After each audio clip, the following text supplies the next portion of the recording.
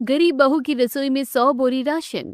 अरे बहू, आज तो रसोई से ऐसी खुशबू आ रही है कि पूछो मत। खाने की खुशबू से मेरे पेट में चूहे नहीं बल्कि हाथी दौड़ रहे हैं। ऐसा लग रहा है जैसे साक्षात अन्नपूर्णा माता हमारी इस रसोई में विराजमान हो गई है। बस माँ जी, आप और बाबूजी चटाई पर बैठिए, चावल बन गए हैं, मैं सब्जी लेकर आती हूँ। रसोई में एक बड़े पतीले में चावल पक रहे थे। पास ही दूसरे चूल्हे पर दाल में हींग और जीरे का तड़का लग रहा था, जिसकी खुशबू पूरे घर में फैल रही थी। चूल्हे के पास कई तरह की ताजी हरी सब्जियां रखी हुई थीं, लेकिन सबसे ज्यादा ध्यान खींचने वाली चीज रसोई के एक बड़े हिस्से में लगी राशन की 100 बोरियां थीं। चावल, आटा, दाल और चीनी की बोरियां एक के ऊपर एक सलीके से रखी हुई थीं। माँ, बिल्कुल सही कह रही हो तुम। आज हमारी रसोई में देखो 100 बोरी राशन भरा हुआ है। ये सब देखकर आंखों पर विश्वास ही नहीं होता।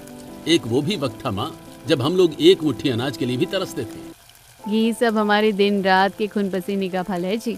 भगवान की कृपा से आज हमारी रसोई राशन की बोरियों से भरी हुई है। हाँ बहू, मुझे आज भी याद है उन दिनों कितना कुछ सहा था हमने। उन पुराने दिनों की याद आते ही आज मेरी तो रूह ही कांप जाती है। आखिर इन लोगों के पास ये 100 बोरी राशन कहाँ से आया, और वो कौन से काले दिन थे जिन्हें याद करके आज भी इस परिवार की आंखें छलक उठती हैं? ये जानने के लिए चलिए कहानी में थोड़ा पीछे चलते हैं। भाभी, मुझे कॉलेज के लिए देर हो रही है, जल्दी से कुछ खाने को दे दो ना। कल रात भी मैंने ठीक से नहीं खाया था। ईशानी कॉलेज जाने के लिए तैयार हो रही थी। वो अपने कंधे पर एक पुराना बैग लटकाए रसोई में आती है। अभी देती हूँ ईशु, तू बैठ बाहर। नंदिनी रसोई के कोने में रखे एक पुराने एल्यूमिनियम के डिब्बे का ढक्कन खोलती है। डिब्बे में मुश्किल से मुट्ठी भर चावल थे, जिसे देखकर नंदिनी का चेहरा उदास हो जाता है। हे भगवान, बस इतने से चावल, ये तो 100 ग्राम भी नहीं होंगे। घर में खाने वाले हम 4-5 लोग हैं और इसमें तो किसी एक इंसान का भी पेट नहीं भरेगा। ईशानी रसोई के दरवाजे पर खड़ी होकर अपनी भाभी के उदास और उतरे हुए चेहरे को देख लेती है और सब समझ जाती है। वो अपनी भूख को दबाते हुए कहती है, भाभी, मुझे ना अचानक से याद आया कि आज मेरी क्लास में मॉर्निंग वर्कशॉप होने वाली है। मैं चलती हूँ, मुझे कॉलेज के लिए बहुत लेट हो रहा है। मैं अब सीधा दोपहर को आकर ही आपके हाथ का गर्मा गर्म खाना खाऊंगी। ईशानी अपना बैग लेकर खाली पेट ही घर से बाहर निकल जाती है। नंदिनी उसे जाते हुए बेबस नजरों से देखती है। तभी ललिता वहां आती है। चली गई ना बेचारे भूखे पेट। हाय रे हमारी किस्मत, गरीबी ने तो जैसे हमारे घर में पक्का डेरा ही डाल लिया है। बच्चे भूखे पेट घर से जा रहे हैं और हम कुछ नहीं कर पा रहे हैं। माँ जी, मुझसे ईशु का वो उतरा हुआ चेहरा नहीं देखा गया। उसने अपनी भूख मार ली ताकि हम लोगों के लिए कुछ बच जाए। ये कैसी मजबूरी है हमारी। ललिता और नंदिनी अपनी किस्मत को कोस रहे थे। तभी विराज काम पर जाने के लिए अपनी पुरानी कमीज पहनते हुए कहता है, जिसका चेहरा थका और मुरझाया हुआ था। नंदिनी, खाना बन गया है क्या? मुझे जल्दी काम पर निकलना है। सेठ जी गुस्सा करेंगे अगर देर हो गई तो।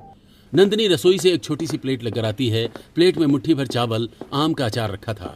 दाल या सब्जी का नामो निशान नहीं था। नंदिनी कांपते हाथों से प्लेट विराज के सामने रखती है। जी, घर में बस यही बचा था, आप इसे खा लीजिए, दिन भर का काम करना है आपको। विराज उस प्लेट को देखता है। उसे पता है कि यह घर का आखिरी निवाला है। वो बिना कोई सवाल किए चुपचाप जमीन पर बैठ जाता है और खाना खाने लगता है। खाना खत्म करने के बाद, नंदिनी, आज तो अचार के साथ चावल खाकर मेरा पेट भर गया है। तुम चिंता मत करो, मैं आज मजदूरी के पैसे लेकर आऊंगा, फिर हम राशन लेने चलेंगे। विराज अपनी पत्नी का दिल नहीं दुखाना चाहता था, इसीलिए वो उससे पेट भरने का झूठ बोलता है और अपना झोला उठाकर काम पर चला जाता है। गई बहसबानी में उनके घर से निकलते ही बारिश शुरू हो गई। पता नहीं वो कारखाना पहुंचे भी होंगे या नहीं। बाहर बहुत तेज बारिश हो रही है। बारिश की वजह से कारखाने के अंदर घुटनों तक गंदा पानी भर गया था। मशीनें पानी में डूबी हुई थीं।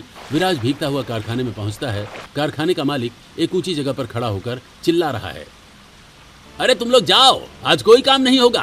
देख नहीं रहे हो कारखाने में पानी भर गया है। जब तक ये पानी नहीं निकलेगा और मशीनें पूरी तरह से ठीक नहीं होंगी, तब तक काम बंद रहेगा। सेठ जी, ऐसा मत कीजिए, मेरे घर में राशन का एक दाना नहीं है। अगर आज दिहाड़ी नहीं मिली तो मेरा पूरा परिवार आज भी भूखा रह जाएगा।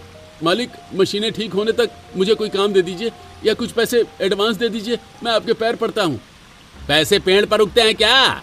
यहाँ मेरा लाखों का नुकसान हो गया है। मशीनें पानी में डूब गई हैं और तुझे अपने एडवांस की पड़ी है। भाग यहाँ से, जब कारखाना खुलेगा तब आना। अभी मेरे पास फूटी कौड़ी नहीं है किसी को देने के लिए।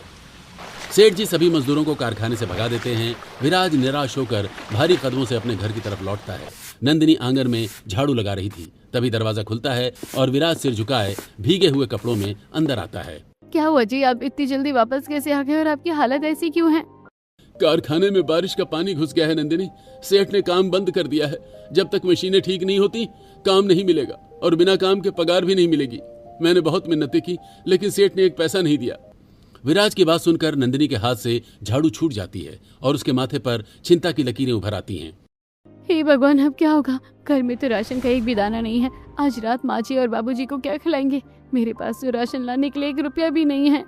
नंदिनी घर के हालातों को सोचकर परेशान होकर जमीन पर बैठ जाती है। तभी कमरे के अंदर से खांसते हुए महेंद्र बाहर आते हैं। उनके चेहरे पर काफी थकान थी। वो अपने कुर्ते की जेब से कुछ मुड़े तुड़े नोट निकालते हुए कहते हैं, घबराओ मत बहू, जब तक ये बूढ़ा जिंदा है इस घर में कोई भूखा नहीं सोएगा। ये लो, ये कुछ पैसे हैं, जाकर बाजार से थोड़ा राशन ले आ। ये पैसे आपके पास कहाँ से आए जी? आप ये पैसे कहाँ से लाए? आपकी तो तबीयत भी ठीक नहीं है। क्या आप मुझसे कुछ छुपा रहे हैं? महेंद्र अपने छिले हुए हाथों को अपने पीठ के पीछे छुपाते हुए कहते हैं, ये पैसे मेरे पास थे। झूठ मत बोलिए, मुझसे झूठ मत बोलिए। और क्या छुपा रहे हैं आप? अपने हाथ आगे कीजिए। ललिता, मैं कल खेत में काम करने चला गया था, वहीं से ये मजदूरी के पैसे मिले हैं। मैं अपने सामने अपने बच्चों को ऐसे भूख से तड़पते हुए नहीं देख सकता। मेरी बीमारी से ज्यादा मुझे तुम लोगों के खाली पेट का दर्द सताता है। बेटा नंदिनी, जा जल्दी से कुछ राशन ले आ। नंदिनी कांपते हाथों से वो पैसे ले लेती है। उसकी आंखों से आंसू छलक पड़ते हैं। वो पैसे लेकर राशन की दुकान पर जाती है। दुकान में राशन की बोरियां सजी हुई थीं। नंदिनी हिचकिचाते हुए दुकान में जाती है। भैया, मुझे 1 पाव चावल और 1 पाव दाल दे दीजिए। तभी दुकान पर एक अमीर और घमंडी औरत आती है। उसने भारी गहने और बनारसी साड़ी पहनी थी। अरे भाई, ये लो पैसे लो, मेरे घर राशन भिजवा देना। 1 बोरी वाले बासमती चावल, 1 बोरी अरहर की दाल, 1 बोरी आशीर्वाद आटा और हाँ, चीनी भी भिजवा देना। जी बहन जी, अभी भिजवाता हूँ। आपका काम तो सबसे पहले होगा। दुकानदार तुरंत उस अमीर औरत से प्यार से बात करने लगता है और अपने नौकरों को बोरियां उठाने का आदेश देता है। नंदिनी उन राशन की बड़ी बड़ी बोरियों को देखती है और अपने मन में सोचती है, हे ईश्वरी, ये कैसा अन्याय है तेरा। किसी के पास इतना है कि बोरियां कम पड़ रही है और हम लोग 1 पाव राशन के लिए मोहताज हैं। क्या कभी हमारे घर में भी राशन की बोरी आएगी? राकेश नंदिनी को राशन देता है। नंदिनी अपना 1 पाव चावल और 1 पाव दाल लेकर अपना सिर झुकाए घर लौट आती है। रात का समय था। वो रसोई में जाकर बहुत ही गीला खिचड़ी बनाती है। इतनी से दाल चावल की खिचड़ी से अगर सबका पेट भरना है तो मुझे ऐसी पानी वाली खिचड़ी बनानी होगी। खिचड़ी बनाने के बाद नंदिनी सभी को खाना परोसती है। ये क्या है बहू, ये कैसा खाना बनाया है तूने? ये खिचड़ी है, इसमें तो सिर्फ पानी ही पानी तैर रहा है। मैं क्या करूँ माँ जी, हम 5 लोग हैं। अगर मैं सूखी खिचड़ी बनाती तो किसी का पेट नहीं भरता, इसलिए मैंने इसमें ज्यादा पानी डाल दिया ताकि कम से कम सबका पेट पानी से ही सही पर भर तो जाए। तभी ईशानी एक कटोरी में वो पानी वाली खिचड़ी डालती है और माहौल को हल्का करने की कोशिश करती है। अरे माँ, आप भी ना, भाभी ने कितनी बढ़िया खिचड़ी बनाई है। आपको पता है शहर में लोग इसे सूप कहते हैं। मुझे तो ये बहुत टेस्टी लग रही है। ईशु बिल्कुल सही कह रही है। जो भगवान ने रूखा सूखा दिया है उसे प्रसाद समझकर खा लेना चाहिए। ललिता, तू भी चुपचाप खा ले। सब लोग वो पानी जैसी खिचड़ी पीने लगते हैं। तभी सभी खाना खाकर सो जाते हैं। अगले दिन घर में एक अजीब सा सन्नाटा और उदासी थी। मेरे पेट में बहुत तेज दर्द हो रहा है। ऐसा लग रहा है जैसे कोई अंदर से अतड़ियां खींच रहा हो। भूख की वजह से महेंद्र की हालत बहुत खराब हो गई थी। वो चारपाई पर लेटे थे और दर्द से कराह रहे थे। ललिता भी जमीन पर बैठी अपने पेट को दबाए हुए थी। मेरा भी शरीर टूट रहा है। कल रात से बस वो पानी वाला खिचड़ी ही तो पिया था। अब तो आंखों के सामने अंधेरा सा छा रहा है। विराज कमरे के एक कोने में दीवार से सिर टिकाए बैठा था। उसकी आंखों में बेबसी के आंसू थे। जी आप कुछ करते क्यों नहीं? देखिए बाबूजी की हालत, माँ जी भी दर्द से तड़प रही है। अगर इन्हें तुरंत कुछ खाने को नहीं मिला तो अनर्थ हो जाएगा। कुछ कीजिए ना। मैं क्या करूं नंदिनी? तू ही बता, मैं क्या करूं? मैं लाचार हूं। मैंने हर जगह हाथ पैर मार लिए। मुझे कोई काम नहीं दे रहा है, कोई उधार नहीं दे रहा है। पूरे कमरे में सिर्फ रोने और कराहने की आवाजें गूंज रही थी। ललिता दर्द सहते हुए ईशानी को पास बुलाती है। ईशु, तू एक काम कर, जाकर हमारी पड़ोसन से 1 कटोरी राशन मांग ले। मुझे पता है ये शर्म की बात है, लेकिन अब झूठी शान का कोई फायदा नहीं है। जा बेटी। ईशानी भारी कदमों से अपने घर से निकलकर पड़ोसन के दरवाजे पर जाती है। उसे बहुत संकोच हो रहा था। वो दरवाजा खटखटाती है। सुशीला बाहर आती है। चाची जी, वो घर में सब बीमार हैं, भूख से सबका बुरा हाल है। क्या क्या आप मुझे एक कटोरी आटा उधार दे सकती हैं? मैं भैया की पगार मिलते ही वापस कर दूंगी। अरे नंदिनी, तू इसमें झिझक क्यों रही है? हम पड़ोसी हैं, सुख दुख में तो हम एक दूसरे के ही काम आएंगे। तू अंदर आ, मैं तुझे दे देती हूँ। सुशीला ईशानी को अपने घर के अंदर ले जाती है। ईशानी की नज़र सुशीला की रसोई पर पड़ती है। वहाँ राशन के डिब्बे भरे हुए थे और राशन के बोरे रखे थे। ये सब देखकर ईशानी अपने ख्यालों में खो जाती है। सुशीला आंटी के पास कितने सारे राशन की बोरियां हैं। काश हमारे घर में भी इतनी सारी राशन की बोरियां होती। ईशानी मन ही मन ये सब सोच रही थी, तभी सुशीला एक बड़े कटोरे में आटा भरकर लाती है और ईशानी को दे देती है। ले बेटी, इसे ले जा, और किसी चीज की जरूरत हो तो बिना संकोच के मांग लेना। आपका यह एहसान मैं जिंदगी भर नहीं भूलूंगी चाची जी। ईशानी आटा लेकर दौड़कर घर आती है। वो तुरंत चूल्हा जलाती है और उस एक कटोरी आटे से मुश्किल से 5-6 रोटियां सेकती है और फिर उन रोटियों को लेकर कमरे में जाती है। माँ, बाबूजी, जल्दी से ये रोटियां खा लीजिए। और तुम तीनों, ईशु, विराज और तूने क्या खाया? हमने खा लिया बाबूजी, आप हमारी चिंता मत कीजिए, बस आप लोग इसे खाकर दवा ले लीजिए। ईशानी और विराज दोनों नंदिनी की तरफ देखते हैं। वे जानते हैं कि नंदिनी झूठ बोल रही है। घर में और कोई रोटी नहीं है। उन तीनों के पेट भूख से सुलग रहे थे, लेकिन अपने बुजुर्गों के लिए वो भूखे पेट ही सो जाते हैं। अगले दिन सुबह से ही बारिश हो रही थी। अब बस बहुत हो गया, ऐसे हाथ पर हाथ धरकर बैठने से कुछ नहीं होगा। मैं काम ढूंढने के लिए जा रहा हूँ। विराज एक टूटा हुआ छाता लेकर बारिश में ही काम ढूंढने के लिए निकल जाता है। बारिश बहुत तेज हो रही थी। विराज कई जगहों पर जाकर काम ढूंढता है। वहीं घर पर एक तो हमारे घर में सुबह से चूल्हा नहीं जला है, ऊपर से बारिश रुकने का नाम ही नहीं ले रही है। छत से पानी टपक टपक कर हमारा घर भर जाएगा। नंदिनी बारिश की वजह से बहुत चिढ़ी हुई थी। तभी ईशानी छत से टपक रहे पानी की जगह पर बर्तन लगाती है। विराज भी बाहर से थका हारा अंदर आता है। उसके कपड़े बारिश से भीग चुके थे। आप आ गए, कुछ काम मिला क्या? सुबह से घर में एक दाना नहीं है। ईशानी के पेट में चूहे कूद रहे हैं। नहीं नंदिनी, बारिश का मौसम है, सारा काम ठप पड़ा है। मैंने पूरे शहर के चक्कर काटे, लेकिन कहीं कोई मजदूरी नहीं मिली। ललिता और महेंद्र कमरे से बाहर आते हैं। ललिता के चेहरे पर एक अजीब सी उदासी और चिड़चिड़ाहट है। आज फिर तुझे कोई काम नहीं मिला। भगवान ने हमारे नसीब में सिर्फ भूखे मरना ही लिखा है। शांत हो जाओ भगवान। लड़का सुबह से कोल्हू के बैल की तरह मेहनत कर रहा है। बारिश में सबका काम बंद है, वो क्या करे बेचारा। बाबूजी ठीक कह रहे माँ, मैंने बहुत कोशिश की, लेकिन किसी को अभी मजदूर नहीं चाहिए। सबकी बातें सुनकर नंदिनी काफी परेशान हो गई थी। वो घर के बाहर आ जाती है। नंदिनी आंगन में खड़ी होकर घर के पीछे पड़ी अपनी कई बीघा बंजर जमीन को देख रही थी। वो घर के अंदर जाती है। हमारी जमीन कितनी बड़ी है। अगर ये उपजाऊ होती तो आज ससुर जी को दूसरों के खेतों में काम करने की जरूरत ही नहीं पड़ती और हमें यूं भूख के पेट नहीं सोना पड़ता। हम अपने ही खेत में सब्जियां और अनाज उगाते। ओ बहू, उस मनहूस और बंजर जमीन का नाम भी मत ले मेरे सामने। जब जब हमने उस जमीन पर खेती करने की या फसल उगाने की कोशिश की है, हमारी मेहनत और पैसा दोनों बर्बाद हुए हैं। अब हम उस मनहूस मिट्टी में कोई काम नहीं करेंगे। वो किसी काम की नहीं है। माँ बिल्कुल सही कह रही है नंदिनी। उस जमीन के बारे में सोचकर मैं और दुखी हो जाता हूँ। हमारी शादी से पहले तो हम अपनी जमीन पर ही खेती करते थे।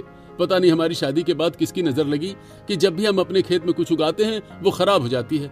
उस बंजर जमीन पर पैसा और पसीना बहाना बेवकूफी है। विराज की बात सुनने के बाद नंदिनी जमीन के बारे में कुछ नहीं कहती। ऐसे ही राशन की तंगी में नंदिनी और उसके परिवार के दिन गुजरते हैं। एक दिन विराज अपने पुराने सेठ के पास कारखाने में काम ढूंढने के लिए जाता है। विराज दोपहर के समय भागता हुआ घर आता है। उसके हाथ में एक छोटी सी थैली थी।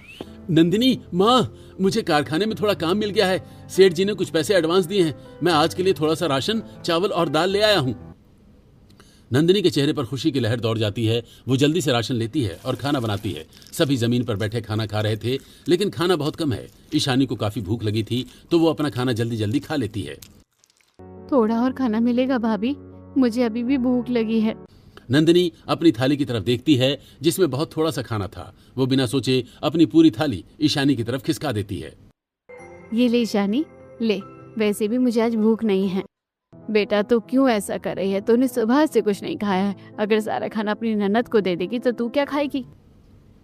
माँ सही कह रही है नंदिनी, तुम मेरी थाली में से खा लो। आखिर मैं तुम्हारा पति हूँ, मेरा फर्ज है तुम्हारा ध्यान रखना। तुम भूखी रहोगी तो मैं कैसे खा सकता हूँ? नहीं जी, आप दिन भर मजदूरी करके आए हैं, आपको ताकत की जरूरत है। मैं सच कह रही हूँ, मेरा पेट भरा हुआ है। लेकिन विराज नंदिनी की एक बात नहीं सुनता। वो नंदिनी को अपने हाथों से खाना खिलाता है। अगले दिन घर में फिर से राशन खत्म हो गया था। घर में चूल्हा ठंडा पड़ा था। नंदिनी उदास बैठी थी, तभी ललिता वहां आती है। ऐसे उदास बैठने से पेट नहीं भरेगा बहू। जाकर पड़ोस वाली चाची से थोड़ा सा राशन मांग ला। जब विराज मजदूरी लाएगा तो हम लौटा देंगे। ऐसे रोज रोज हम भूखे नहीं रह सकते। माँ जी, ऐसे रोज रोज किसी के घर का राशन मांगना अच्छा नहीं लगता। लोग ताने मारते हैं। जब तक वो मजदूरी करके नहीं आते, हम पानी पीकर गुजारा कर लेंगे।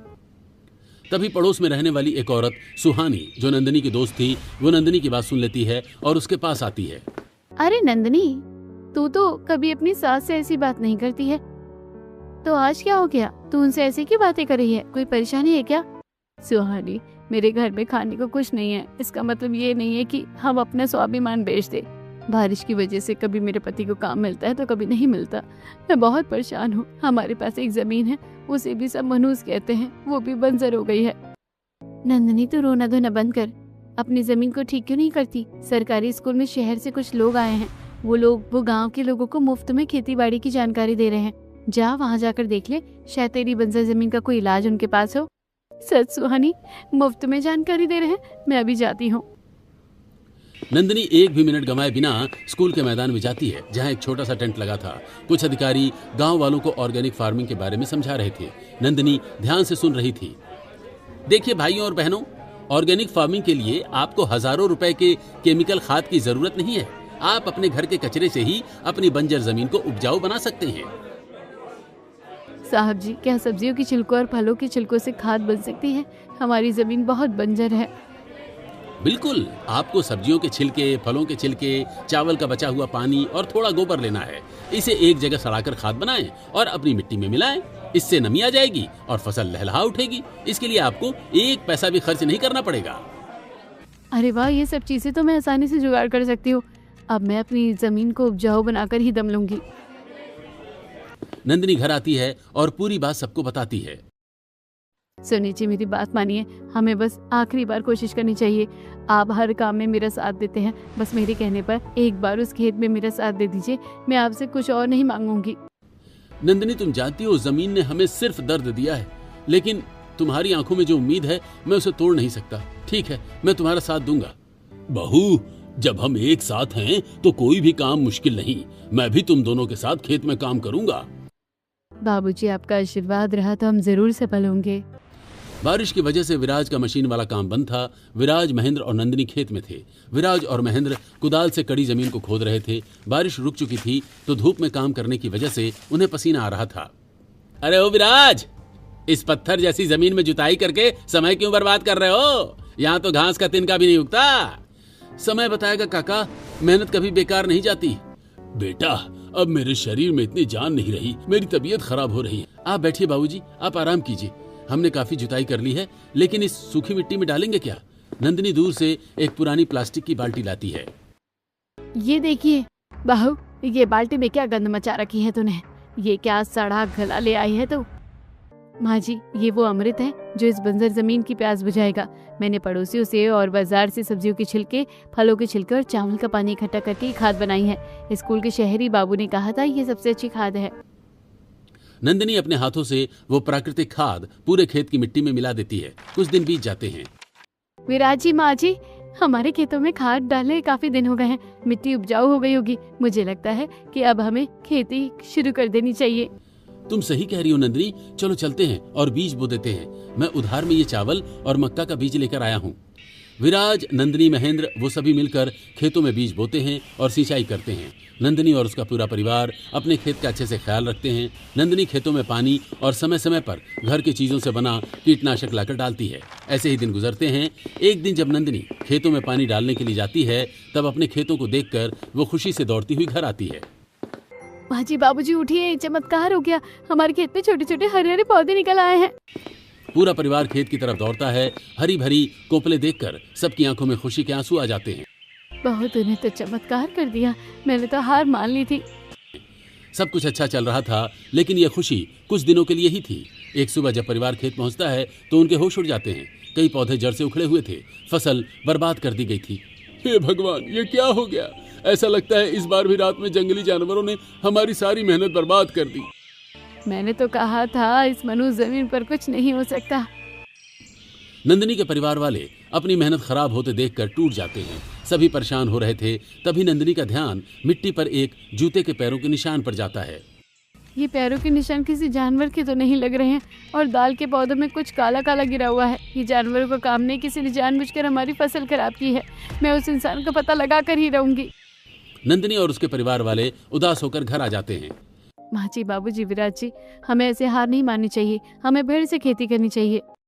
नंदिनी, तुम्हारा दिमाग तो नहीं खराब हो गया? तुम्हें दिख नहीं रहा है क्या हमारी मेहनत बर्बाद हो गई है? और कितनी बार हम मेहनत करेंगे? विराज जी, बस एक बार और। माँ जी, आपकी वो पुरानी साड़ियाँ जो बक्से में रखी है वो मुझे दे दीजिए। साड़ियाँ का तू क्या करेगी खेत में? आप बस देखते जाइए। नंदिनी पुरानी साड़ियों को फाड़कर खेत के चारों तरफ एक बाड़ बनाती है ताकि जंगली जानवर आसानी से अंदर ना सकें। नंदिनी खेतों में काम कर रही थी, तभी विराज वहां आता है। ये सब करने से कुछ नहीं होगा नंदिनी, तुम बस अपनी मेहनत और समय बर्बाद कर रही हो। मैं आपकी बात समझ रही हूँ, पर वैसे भी हमारे पास खोने के लिए और कुछ नहीं है। एक बार और मेहनत करने में क्या जाता है। विराज नंदिनी की बात मान जाता है। दोनों मिलकर फिर से खेत में काम करते हैं और फसलों को ठीक करके नई जगह पर बीज बोते हैं। देखते ही देखते रात हो जाती है। सब थोड़ा बहुत खाना खाकर सो जाते हैं। तभी रात के अंधेरे में नंदिनी उठती है। मैं इस बार अपने खेत को खराब होने नहीं दूंगी, चाहे कुछ भी हो जाए। नंदिनी एक लंबी रस्सी में कई छोटी छोटी घंटियां और खाली डिब्बे बांधती है और दबे पांव खेत में जाकर उसे बाड़ के साथ सेट कर देती है। भाभी, ये क्या कर रही हो? खेत में पूजा करनी है क्या जो ये घंटियां बांध रही हो? ईशानी, ये कोई पूजा की घंटी नहीं है, बल्कि घुसपैठियों को पकड़ने का तरीका है। मैंने इसे ऐसे बांधा है कि अगर कोई भी खेत में घुसने की कोशिश करेगा तो ये घंटियां बजने लगेगी और हमें पता चल जाएगा। ये बात किसी को पता नहीं चलनी चाहिए। घंटी बांधकर नंदिनी और ईशानी घर आ जाती हैं। आधी रात में जब पूरा परिवार अपने घर में सो रहा था, तब एक आदमी गमछे से चेहरा ढककर नंदिनी के खेत में आता है। आज मैं इनका खेत फिर से बर्बाद कर दूंगा। मैं भी देखता हूँ ये लोग कितने दिनों तक मेहनत करते हैं। मुकेश नंदिनी के खेतों में घुसने की कोशिश करता है। तभी अचानक खेतों से छन छन खड़खड़ की तेज आवाजें आने लगती हैं। उठिए, जल्दी उठिए, घंटी बज रही है, कोई खेत में घुसा है। विराज, महेंद्र और नंदिनी हाथों में लाठियां लेकर खेत की तरफ भागते हैं। उन्हें आता देखकर वो घुसपैठिया भाग जाता है। अब कोई हमारे खेत को खराब नहीं कर पाएगा। ऐसे ही दिन गुजरते हैं। घंटियों की वजह से वो घुसपैठिया नंदिनी का खेत खराब नहीं कर पाता है। कुछ दिनों बाद नंदिनी का खेत लहलहा रहा था। मक्का, चावल और राजमा की अच्छी फसल हुई थी। पूरा परिवार मिलकर कटाई कर रहा था। ललिता और महेंद्र की आंखों में खुशी के आंसू थे। जब सारी फसल बोरियों में भरी जाती है तो वहां बोरियों का पहाड़ लग जाता है। 1 2 3 4 5 10 50 100 नंदिनी, पूरे 140 बोरी अनाज हुए हैं। हे भगवान, तेरा लाख लाख शुक्र है। बहू देख, हमारे पास कभी 1 किलो राशन नहीं होता था, और आज तेरे इस देसी जुगाड़ और मेहनत ने हमारी रसोई में 140 बोरी का राशन खड़ा कर दिया। बेटा विराज, हमें इतना सारा अनाज एक साथ नहीं रखना चाहिए। हम ऐसा करते हैं, कुछ बोरी अनाज देकर रामू काका से इसके बदले दूसरी जरूरी चीजें ले लेते हैं। आप बिल्कुल सही कह रहे हैं बाबूजी। विराज और महेंद्र रामू काका की दुकान पर जाते हैं। रामू काका, मैं अपनी 40 बोरी फसल आपको दे रहा हूँ। इसके बदले आप मुझे साल के लिए दाल, तेल, मसाले, चीनी और बाकी जरूरी सब्जियां दे दीजिए। रामू काका खुशी खुशी राजी हो जाते हैं। 40 बोरी के बदले वो विराज को बहुत सारा राशन देते हैं। रसोई के पास पूरी 100 बोरी राशन के ढेर लगे थे। पूरी रसोई दाल, चावल, मक्का, तेल और मसालों से भरी पड़ी थी। नंदिनी रसोई में खाना बनाने लगती है। दाल चावल की खुशबू पूरे घर में फैल गई थी। अरे बहू, आज तो रसोई से ऐसी खुशबू आ रही है कि पूछो ही मत। खाने की खुशबू से मेरे पेट में चूहे नहीं, हाथी कूद रहे हैं। ऐसा लग रहा है जैसे साक्षात अन्नपूर्णा माता हमारी इस रसोई में विराजमान हो गई है। बस माँ जी, आप और बाबूजी चटाई पर बैठिए, चावल बन गए हैं, मैं सब्जी बनाकर लाती हूँ। माँ बिल्कुल सही कह रही हो तुम। आज हमारी रसोई में देखो 100 बोरी राशन भरा हुआ है। ये सब देखकर आंखों पर विश्वास ही नहीं होता। एक वो भी वक्त था माँ जब हम लोग एक मुट्ठी अनाज के लिए भी तरसते थे। ये सब हमारे दिन रात की खून पसीने का फल है जी। भगवान की कृपा से आज हमारी रसोई राशन की बोरियों से भरी हुई है। हाँ बहू, मुझे आज भी याद है उन दिनों कितना कुछ सहा था हमने। उन पुराने दिनों की याद आते ही आज भी मेरी रूह कांप सी जाती है। नंदिनी सभी को खाना परोसती है और पूरा परिवार एक साथ बैठकर भरपेट खाना खाता है। आज किसी के चेहरे पर कोई चिंता नहीं थी। सभी खाना खाकर सो जाते हैं। अगले दिन विराज मुस्कुराते हुए नंदिनी के पास आता है। मेरी प्यारी पत्नी जी, आज तुम हमें खाने में क्या खिला रही हो? आज मैं सबके लिए राजमा चावल बना रही हूँ, आपको तो पसंद है ना? राजमा चावल का नाम सुनकर विराज खुश हो जाता है। नंदिनी सबके प्लेट में राजमा चावल परोसती है। सभी पेट भर के खाना खाते हैं। ऐसे ही दिन गुजरते हैं। नंदिनी के परिवार में राशन की कोई कमी नहीं थी, पर 2-3 दिन बाद नंदिनी अपने परिवार से कहती है, हमारे पास बहुत सारा राशन है, मुझे लगता है कि हमें थोड़ा राशन बेच देना चाहिए।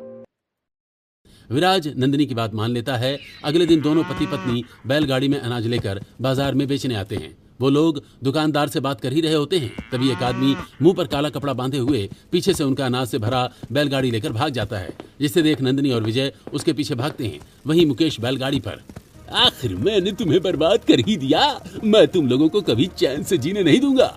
मुकेश ऐसा कहता हुआ बैलगाड़ी लेकर आगे बढ़ ही रहा होता है कि उसके बैलगाड़ी के सामने नंदिनी दोनों हाथ फैलाए उसे रोक लेती है। तभी विराज पीछे से आकर उसे बैलगाड़ी से उतारकर मारने लगता है, जिससे उसके चेहरे का काला कपड़ा खुल जाता है और नंदिनी उसका चेहरा देखकर हैरान होते हुए, तुम यहाँ क्या कर रहे हो? कौन है ये आदमी नंदिनी? मैं तुम्हें कभी चैन से नहीं जीने दूंगा नंदिनी। मैंने ही इतने सालों से तुम्हारी फसल बर्बाद की थी और आज भी करने आया था। तब तक महेंद्र और गांव के कुछ लोग सरपंच को वहां लेकर आते हैं, जिसे देख सरपंच गुस्से में, क्या हो रहा है यहाँ? विराज, तुमने इसे क्यों पकड़ रखा है और ये कौन है? ये सब सुन मुकेश सरपंच जी से, सरपंच जी, इस लड़की ने मेरा प्यार ठुकरा दिया था। मैंने इससे शादी करने की बात की थी, लेकिन इसने मुझे छोड़कर इस गरीब विराज से शादी कर ली। इसने मेरा रिश्ता ठुकराया था, इसलिए मैंने कसम खाई थी कि मैं इसे कभी खुश नहीं रहने दूंगा। तेरी हिम्मत कैसे हुई मेरी पत्नी के बारे में ऐसा बोलने की? तूने हमारी महीनों की मेहनत, हमारा खून पसीना मिट्टी में मिलाने की कोशिश की है। तूने सिर्फ फसल नहीं, हमारे मुंह का निवाला छीना है। तुम झूठे हो, तुमने मुझसे कभी प्यार किया ही नहीं। जो लोग प्यार करते हैं वो अपने प्यार को तकलीफ नहीं देते हैं। मैंने विराज जी को चुना क्योंकि वो एक सच्चे और मेहनती इंसान हैं, जो हर हाल में मेरा साथ देते हैं। बहुत हो गया, एक तो चोरी, ऊपर से सीना जोरी। इस आदमी को गाँव से निकाल दो। अगर ये दोबारा इस गाँव में दिखा तो इसे पुलिस के हवाले कर दिया जाएगा। मुकेश को गांव से बाहर निकाल दिया जाता है। परिवार राहत की सांस लेता है। नंदिनी और विराज बाजार जाकर राशन की बोरियों को बेच देते हैं और उससे कमाए हुए पैसों से घर की मरम्मत करवाते हैं, और उस दिन के बाद उन्हें कभी अनाज की समस्या नहीं होती। ऐसे ही एक दिन, अब जाकर लग रहा है कि जिंदगी पटरी पर आ गई है। हाँ जी, और ये सब हमारी नंदिनी की बदौलत हुआ है। विराज जी, आपने आखिर तक मेरा साथ दिया, आप बहुत अच्छे हैं। नंदिनी, तुमने ही तो मुझे चुना था, मैं तो हर हाल में अपनी पत्नी का साथ दूंगा। विराज और नंदिनी एक दूसरे को देखकर मुस्कुराते हैं। शायद पति पत्नी का रिश्ता होता ही ऐसा है।